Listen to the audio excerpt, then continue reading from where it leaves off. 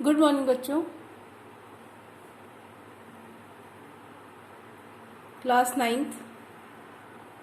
आज हम home science में पढ़ेंगे व्यवस्था गृह और परिवार के संदर्भ में। बच्चों, सबसे पहले हम देखेंगे कि व्यवस्था होता क्या है।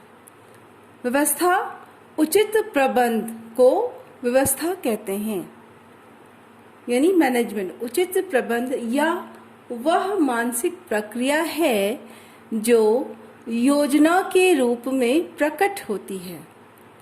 योजना का संपादन एवं नियंत्रण कर उद्देश्य की प्राप्ति ही व्यवस्था होती है। बच्चों, हम किसी भी काम को करने से पहले एक प्लानिंग करते हैं, एक योजना बनाते हैं और उस योजना को स्टेप बाय स्टेप कार्य करते हुए आगे बढ़ाते हैं और अपने उद्देश्य को पा लेते हैं। यही है व्यवस्था, यानी उचित रूप से प्रबंध करके अपने लक्ष्यों को प्राप्त करना व्यवस्था कहलाता है। बच्चों, घर के संदर्भ में अगर हम व्यवस्था को देखते हैं तो गृह व्यवस्था का अर्थ होता है यानी ऐसी व्यवस्था जिसे परिवार के निश्चित लक्ष्यों की प्राप्ति के लिए नियोजित व क्रियान्वित किया जाए तथा उपलब्ध साधनों का उपयोग करते हुए परिवार के सदस्यों की आवश्यकताओं की पूर्ति करके उन्हें अधिकतम संतुष्टि प्रदान की जाए।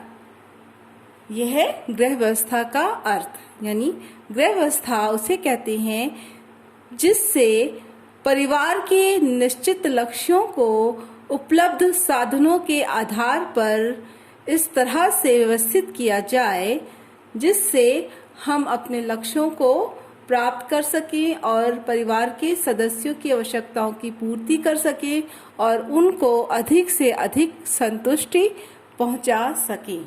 यह है गृह व्यवस्था का अर्थ। तो आइए हम देखते हैं कि गृह व्यवस्था को किस प्रकार से परिभाषित किया जा सकता है। परिवार को प्राप्त साधनों का नियोजन कर नियंत्रण तथा मूल्यांकन करके परिवार के लक्ष्यों की पूर्ति करना गृह प्रबंध या गृह व्यवस्था कहलाता है। बच्चों, गृह व्यवस्था की परिभाषा हम इस प्रकार से कर सकते हैं। परिवार को प्राप्त साधनों का नियोजन, नियंत्रण तथा मूल्यांकन करके परिवार के लक्ष्यों की पूर्ति करना गृह प्रबंध या गृह व्यवस्था कहलाता है। अब गृह व्यवस्था को करने के लिए हमें कुछ नियम का पालन करना पड़ता है और ये नियम या पद या सोपान हैं, जैसे नियोजन, नियंत्रण और मूल्यांकन। बच्चों, गृह व्यवस्था के सोपान, गृह व्यवस्था में अगर कोई कार्य करना है तो सबसे पहले हम समस्या को देखते हैं कि हम अपने कार्य को करने से पहले कौन सी समस्या आने वाली है। तो समस्या, उससे संबंधित कार्य और जिस कार्य को हम करने जा रहे हैं वो हमारे लक्ष्य को हमें दे सकता है या अपने लक्ष्य की प्राप्ति के लिए हमें समस्याओं पर किस तरह का विकल्प चुनना चाहिए, क्या निर्णय लेकर के हम अपने लक्ष्य को प्राप्त कर सकते हैं। तो इसके लिए सबसे पहले हमारी क्या समस्या है, उस समस्या को देखते हुए हमें जो कार्य करना है अपने लक्ष्य को प्राप्त करने के लिए, उसके बारे में हम प्लानिंग करते हैं, नियोजन करते हैं और इस प्लानिंग को आगे बढ़ाने के लिए जो कार्य करते हैं उस पर नियंत्रण रखते हुए उसका निरंतर मूल्यांकन करते रहते हैं कि हमने कितना कार्य कर लिया है और क्या हम अपने लक्ष्य को प्राप्त करने की ओर हैं या नहीं।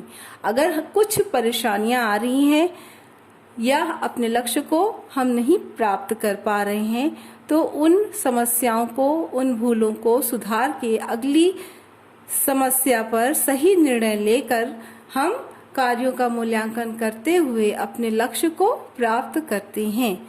यही है गृह व्यवस्था का पद या सोपान।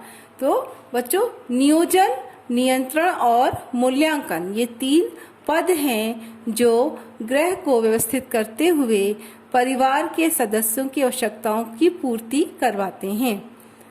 इस प्रकार हम देखते हैं कि गृह व्यवस्था का पहला पद नियोजन, ये क्या है?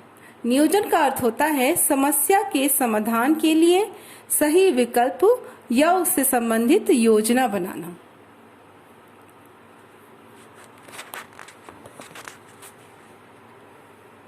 बच्चों, नियोजन समस्या के समाधान के लिए सही विकल्प चुनना और उससे संबंधित योजना बनाना, ये है नियोजन। दूसरा है पद या सोपान नियंत्रण का। बच्चों, नियोजन के अनुरूप कार्य हो रहा है, उसका समय समय पर हमें जांच कर लेना चाहिए। और गृह व्यवस्था के पद का अंतिम सोपान है मूल्यांकन, यानी नई योजना को उचित रूप से सफलता की ओर अग्रसर करना, या जो समस्याएं आ रही हैं या हमसे जो त्रुटि हो जा रही है या भूल हो जा रही है, उन भूलों को सुधारते हुए अपने उद्देश्य को प्राप्त करना, यह है मूल्यांकन। तो बच्चों, इस प्रकार हमने देखा कि गृह व्यवस्था के 3 पद या सोपान होते हैं। तो किसी भी कार्य को करने के लिए या अपने लक्ष्य को प्राप्त करने के लिए सबसे पहले हमें प्लानिंग करना पड़ता है, और जो प्लान किया है उसको नियंत्रित करते हुए और समय समय पर उसका मूल्यांकन करते हुए अपने लक्ष्य को हम प्राप्त करते हैं। यही है गृह व्यवस्था का पद या सोपान। इस प्रकार हम देखते हैं कि गृह व्यवस्था एक ऐसी अवस्था है या एक ऐसी मानसिक प्रक्रिया है जिसमें व्यक्ति या गृहिणी अपनी योजनाओं को बनाकर उस पर नियंत्रण रखते हुए आने वाली समस्याओं को सुधारते हुए सही निर्णय लेती है और अपने उद्देश्यों को, अपने लक्ष्यों को प्राप्त कर लेती है।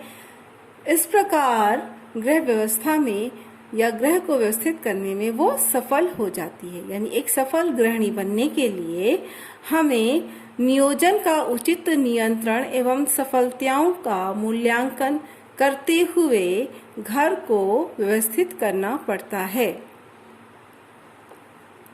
बच्चों, गृह व्यवस्था, इसी संदर्भ में हम आगे बढ़ते हैं कि गृह व्यवस्था करने के हमारे क्या उद्देश्य होते हैं। यानी गृह व्यवस्थित करने में या परिवार को एक सुव्यवस्थित प्रबंध देने से हमें क्या लाभ होता है या हमें उसकी क्या आवश्यकता होती है। तो बच्चों, गृह व्यवस्था के उद्देश्य हैं घर के वातावरण को उत्तम बनाना, यानी घर के प्रत्येक सदस्यों को उपलब्ध साधनों के अनुरूप उनकी आवश्यकताओं को पूरा करते हुए उन्हें संतुष्ट रखना और घर के सभी परिवार के सदस्यों का सहयोग लेते हुए उनके लक्ष्यों की प्राप्ति करना, जिससे घर का वातावरण उत्तम बना रहे।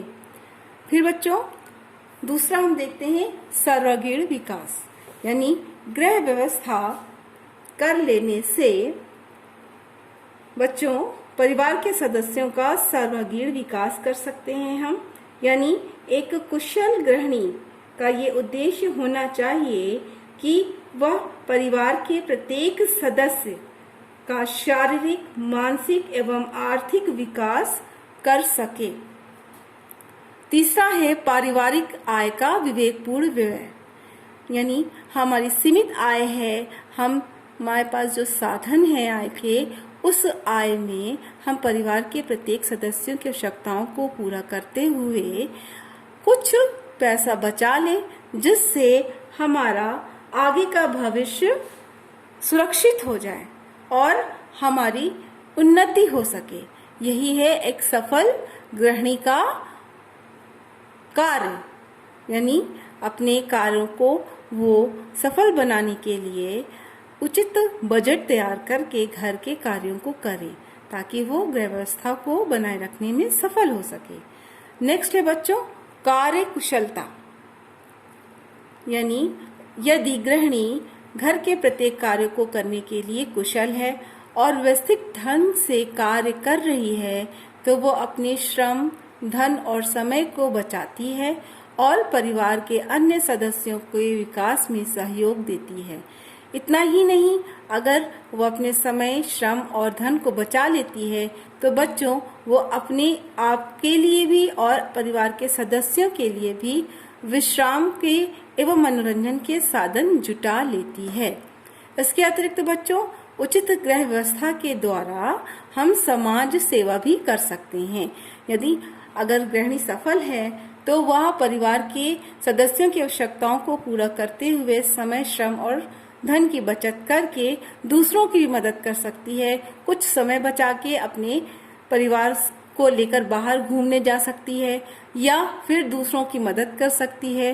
तो इस प्रकार सफल गृहिणी में सुनियोजित प्रबंध के गुण आवश्यक होने चाहिए, यानी उसमें गृह प्रबंध का गुण होना चाहिए ताकि वो अपने परिवार की समस्त आवश्यकताओं को उपलब्ध साधनों में सफलतापूर्वक कर सके और अपने उद्देश्यों को प्राप्त कर सके।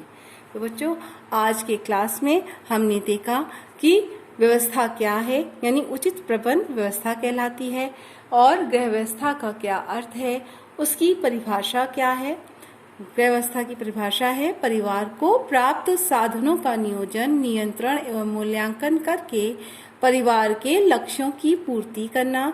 यह है गृह प्रबंध या गृह व्यवस्था। इसके 3 पद होते हैं, नियोजन, नियंत्रण और मूल्यांकन, जिसके माध्यम से हम अपने लक्ष्य को प्राप्त कर सकते हैं और एक योजना बनाकर कार्य कर सकते हैं। उसका नियंत्रण समय समय पर करते रहना चाहिए ताकि आने वाली समस्याओं का हल करने के लिए हमें सही विकल्प चुनने का रास्ता मिल जाए और हम अपने लक्ष्य को पा सकें। बच्चों ये है गृह व्यवस्था, और आगे की क्लास में हम देखेंगे कि इससे संबंधित क्या प्रश्न है या इसमें इस लेसन में और कौन कौन से टॉपिक हैं।